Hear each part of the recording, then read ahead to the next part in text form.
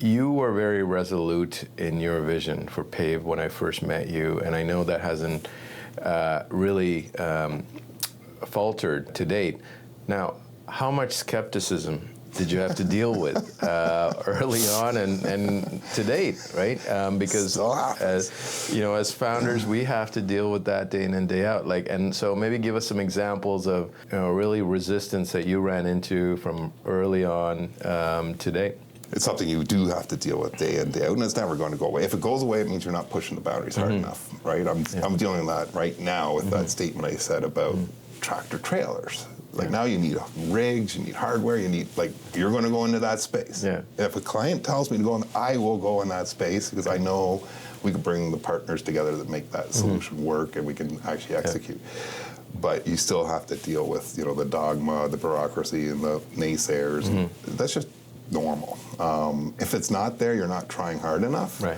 But sure, this was 2017 when the first concept of Pave ever came to me. And you're right, this is pre everyone kind of having a good understanding of AI and AI's capability. So when you're telling someone, I want someone to be able to capture a photo, and then we're going to produce this condition report highlighting all the damage, and it's going to be the exact same condition report as what the industry's used to getting from a professional inspection company that has trained inspectors physically go out and inspect vehicles.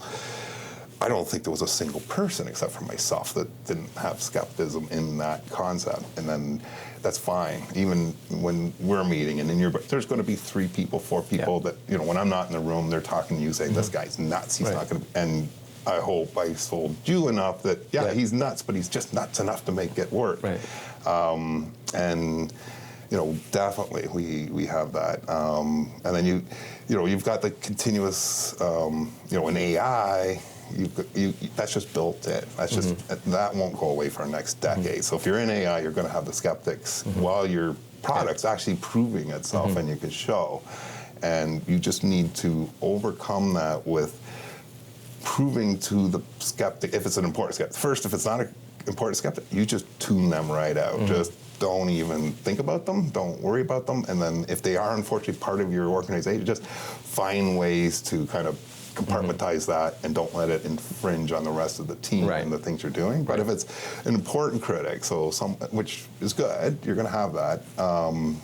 You just have to accept it. And then those are your fuel. That's your rocket fuel. Helping make them a believer, then now you're gold, because it might take you 2 years, but you've made them a believer, and now you'll never lose that client.